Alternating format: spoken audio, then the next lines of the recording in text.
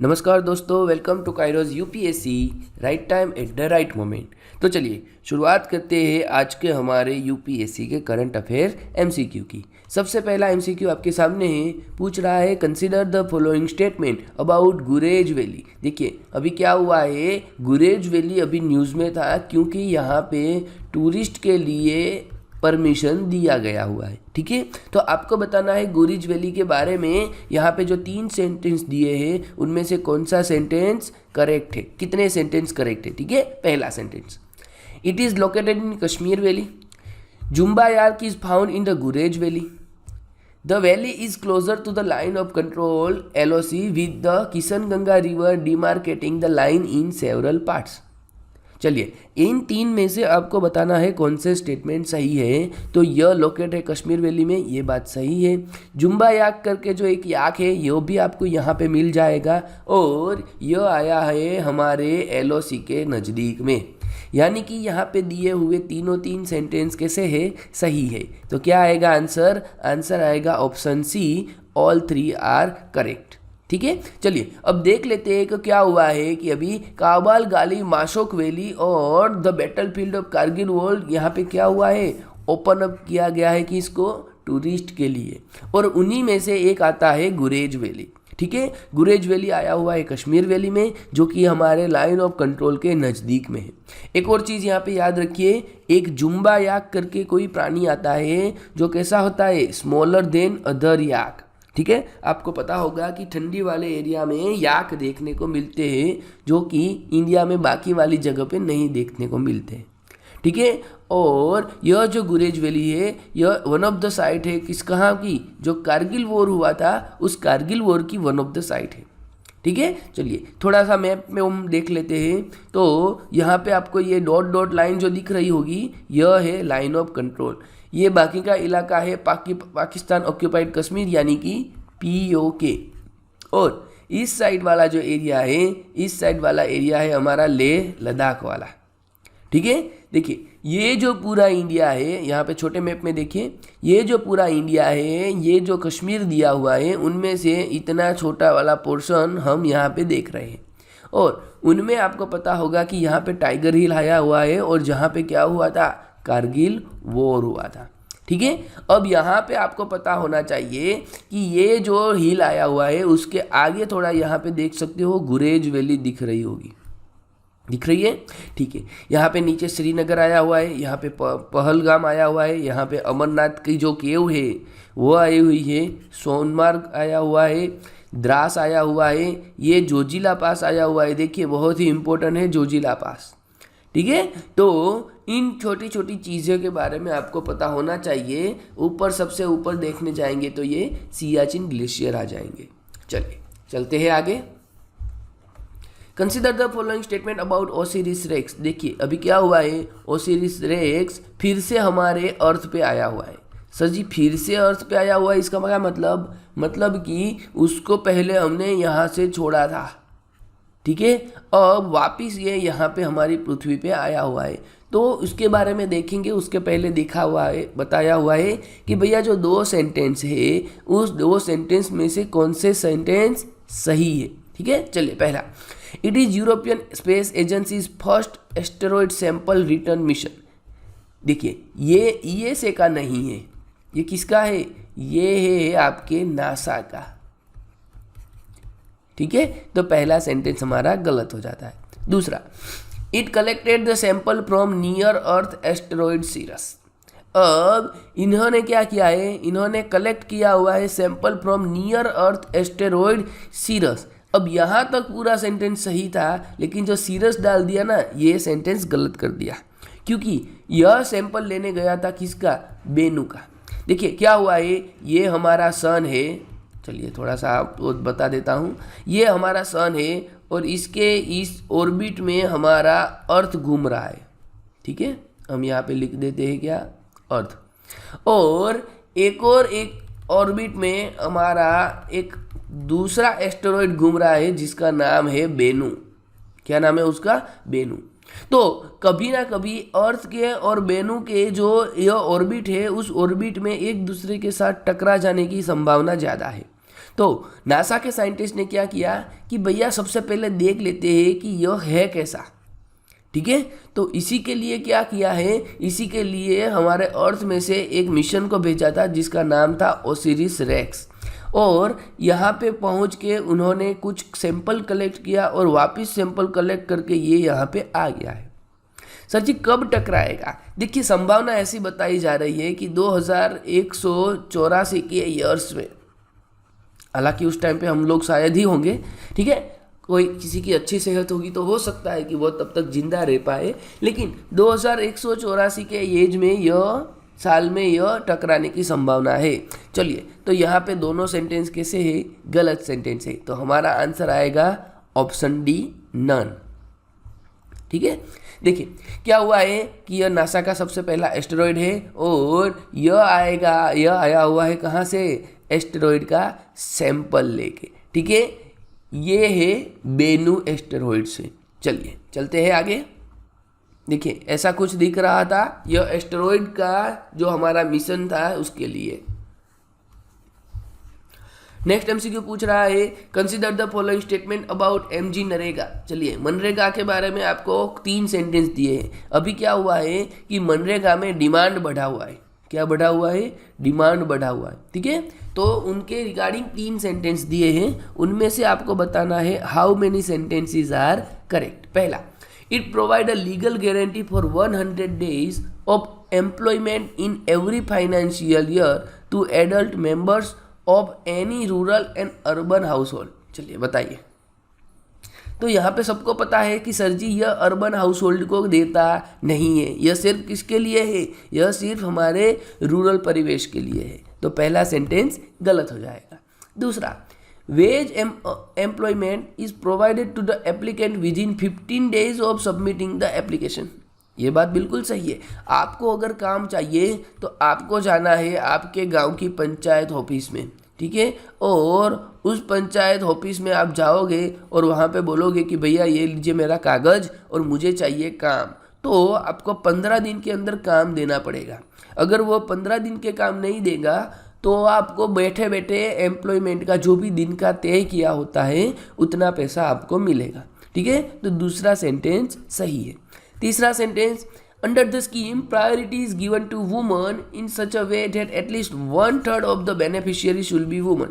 ये बात भी सही है कि भैया जो बेनिफिशियरी है उनमें से 1/3 कौन होना चाहिए, महिलाएं होनी चाहिए, ठीक है। तो यहाँ पे 3 में से 2 सेंटेंस सही है, यानी कि ऑप्शन बी जो है हमारा राइट आंसर होगा।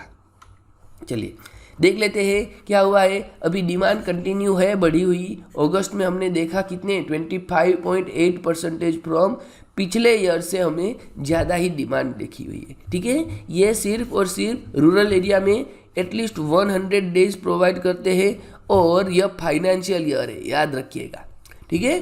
काम मांगने के 15 दिन में इनको काम देना पड़ता है और महिलाओं को प्रायोरिटी इतना दिया जाता है कि एटलीस्ट 1/3 काम किसको होना चाहिए, महिलाओं का होना चाहिए, ठीक है।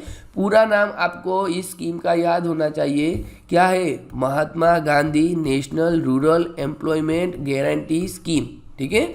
एक और चीज़ यहाँ पे करंट अफेयर्स आप याद कीजिए कि अभी क्या हुआ है, राजस्थान गवर्नमेंट में रूरल के साथ साथ अर्बन में भी यह स्कीम लागू किया हुआ है, ठीक है। चलिए नेक्स्ट आर्टिकल पूछ रहा है Cook Island and New Island are in which ocean. देखिए क्या हुआ है, अभी यहाँ पे एक मीटिंग होने जा रही है, ठीक है। तो इसी के रिगार्डिंग ये न्यूज़ में था। आपको बताना है इन दोनों में से कौन सा, मतलब इन दोनों आइलैंड कौन से ओशंस में आए हैं, पैसिफिक ओशन में, इंडियन ओशन में, अटलांटिक में या फिर एंटार्क्टिका में। तो क्या आएगा सही आंसर? सही आंसर आएगा ऑप्शन ए, ठीक है, पैसिफिक ओशन। देखिए क्या हुआ है कि अभी अमेरिकन प्रेसिडेंट जो बाइडेन ने क्या किया है, अभी पैसिफिक आइलैंड में काउंटर करने के लिए, चाइना को काउंटर करने के लिए वहाँ पे एक मीटिंग हो रही है, ठीक है। और यह मीटिंग के रिगार्डिंग यह चीज़ सारी न्यूज़ में थी, एक विजिट किया हुआ है तो उसी के रिगार्डिंग यह सारी चीज़ न्यूज़ में थी। देखिए देख लेते हैं, यह है पैसिफिक ओशन और ये है न्यूजीलैंड। यहाँ पे आप देखोगे तो ऐसा करके कुछ क्या आया हुआ है, ऑस्ट्रेलिया आया हुआ है। ठीक है, तो ये पैसिफिक ओशन है, यहाँ पे आपको यह न्यू आइलैंड मिल जाएगा। साथ ही साथ उसके थोड़ा बहुत ऊपर देखोगे तो कुक आइलैंड भी मिल जाएगा। चलिए next MCQ, global report on hypertension is released by. देखिए अभी क्या हुआ है, global report on hypertension release हुआ है और उनमें बताया हुआ है कि भैया इंडिया में जो लोग भी हाइपरटेंशन के शिकार बने हुए हैं उनमें से बहुत कम परसेंटेज, यानी कि आप देख सकते हो कि एटलीस्ट 1/3 जो लोग होते हैं वही सिर्फ क्या करवाते हैं, डायग्नोसिस करवाते हैं। ठीक है, तो उसी के रिगार्डिंग हमें यह कंटेक्स्ट देखने को मिला था। तो किसका रिपोर्ट है, क्या यह वर्ल्ड हेल्थ ऑर्गेनाइजेशन WHO का है, United Nation Development Program UNDP का है, वर्ल्ड फूड प्रोग्राम WFP का है, या फिर मेडिसिन साइंस फ्रंटियर यानी कि MSF का है। तो क्या आएगा सही आंसर, सही आंसर इसका आएगा option A, World Health Organization WHO। ठीक है, देखिए ये जो रिपोर्ट है, यह रिपोर्ट बता रहा है कि इंडिया में 188.3 मिलियन हैव इट ओनली, यानी कि सिर्फ 37% जो लोग हैं जिसको हाइपरटेंशन हुआ है वह क्या करवाते हैं, डायग्नोसिस करवाते हैं।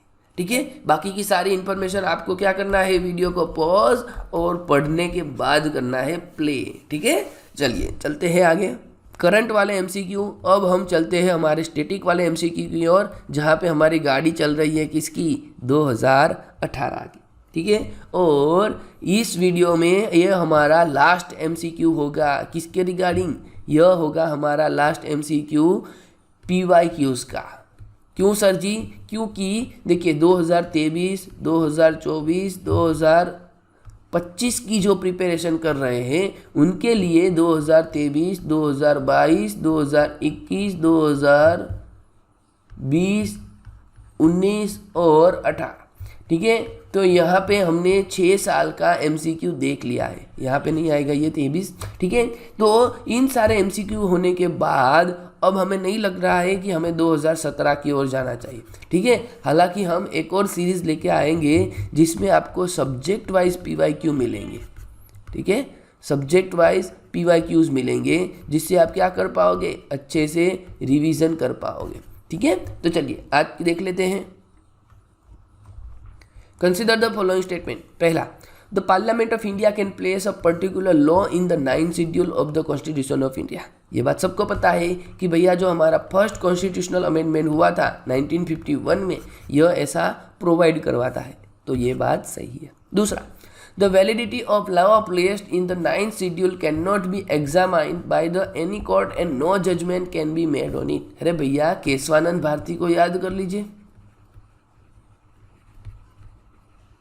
क्या हुआ था, केशवानंद भारती के जो 24 अप्रैल वाला जो दिन था 1973 में, उसी में तो ये सारे चीज़ क्लियर कर दिया था कि भैया आप कहीं पे भी कुछ डाल दो, वी आर सॉवरेन, हम कुछ भी कर सकते हैं, ऐसा सुप्रीम कोर्ट ने बता दिया था। ठीक है, तो दूसरा सेंटेंस गलत है, हमें क्या पूछा है, करेक्ट पूछा है, तो करेक्ट आएगा ऑप्शन 1 ओनली।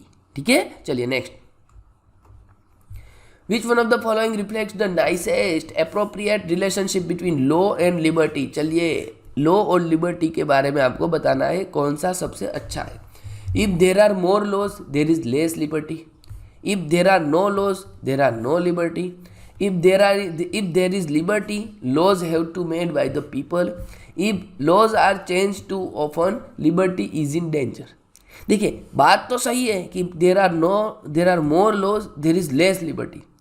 ठीक है, लेकिन यहाँ पे अगर अप्रोप्रिएट आंसर देखने को मिले तो ऑप्शन बी दूसरा जो है यह बिल्कुल सही होगा, मतलब कि there are no laws, there is no liberty. ठीक है, चलिए नेक्स्ट पूछ रहा है, which of the following are regarded as main feature of rule of law. चलिए रूल ऑफ लॉ के बारे में बताना है। पहला, limitation of powers, equality before law, people's responsibility to the government. अच्छा, मतलब कि लोग गवर्नमेंट के अधीन हो जाएंगे, ये बात गलत है, ये लिख दिया हुआ है कैसा, उल्टा, क्योंकि गवर्नमेंट रिस्पॉन्सिबल होता है किसके, पीपल्स के। तो तीसरा वाला हमारा गलत है। लिबर्टी एंड सिविल राइट्स, तो ये 3 आएंगे कहाँ पे, रूल ऑफ लॉ में। ठीक है, चलिए देख लेते हैं। यहाँ पे हमें पूछा है सिलेक्ट वाला, तो 3 नंबर नहीं आएगा, ए कटा, डी नहीं आएगा, ए भी कटा, क्योंकि यहाँ पे भी 3 है और यहाँ पे भी 3 है, ठीक है। दूसरा और चौथा सही है, इक्वालिटी बिफोर लॉ और लिबर्टी एंड सिविल राइट। साथ साथ लिमिटेशन ऑफ पावर भी आता है किसके ऊपर, रूल ऑफ लॉ में। देखिए आपको पता है कि हमारे पास जो भी सेंट्रल गवर्नमेंट है या फिर हमारी जो सेंट्रल गवर्नमेंट यानी कि केंद्रीय सरकार है, उसके ऊपर कुछ लिमिटेशन लगी होती है, ठीक है। तो यही चीज़ हमें पूछ रहा है, तो पहला वाला भी सही है, यानी कि option C is the right answer, ठीक है। चलिए देख लेते हैं अगला article. Right to privacy is protected as an intrinsic part of right to life and personal liberty. कौन सा बात कर रहा है, right to privacy. Which of the following is the constitution of India correctly and appropriate implies the above statement. देखिए ये statement already हमने discuss किया हुआ है। आपको आना चाहिए कि 2017 में एक पुट्टा स्वामी जजमेंट आया था, ठीक है, और उसी के रिगार्डिंग यह एमसीक्यू आपको पूछा है। तो क्या आएगा, आर्टिकल 14, 17, 21 और 24। और देखिए आपको पता है 24 जो है यह आता है किसके रिगार्डिंग, यह आता है बाल मजदूरी के खिलाफ, ठीक है। और हमें पूछा है किसके रिगार्डिंग, राइट टू प्राइवेसी के रिगार्डिंग। जो 14 है यह 14 आ रहा है किसके रिगार्डिंग, यह लॉ को इक्वल बनाने के लिए, कानून का समान पालन, ठीक है। 17 जो है यह आता है अनटचेबिलिटी के खिलाफ, ठीक है। और 21 जो है यह आता है राइट टू लाइफ। तो जो पुट्टा स्वामी जजमेंट था जो कि दिया था कहाँ पे, 2017 में, और यहाँ पे बताया हुआ था कि जो राइट टू प्राइवेसी है यह आता है आपके ऑप्शन सी यानी कि आर्टिकल 21 में, जो कि दिया हुआ है कहाँ पे, पार्ट 3 में। चलिए ये थे हमारे करंट अफेयर्स के एमसीक्यू। फिर से मिलते हैं अगले वीडियो में, तब तक के लिए लाइक करें, शेयर करें, सपोर्ट करें। धन्यवाद, थैंक यू।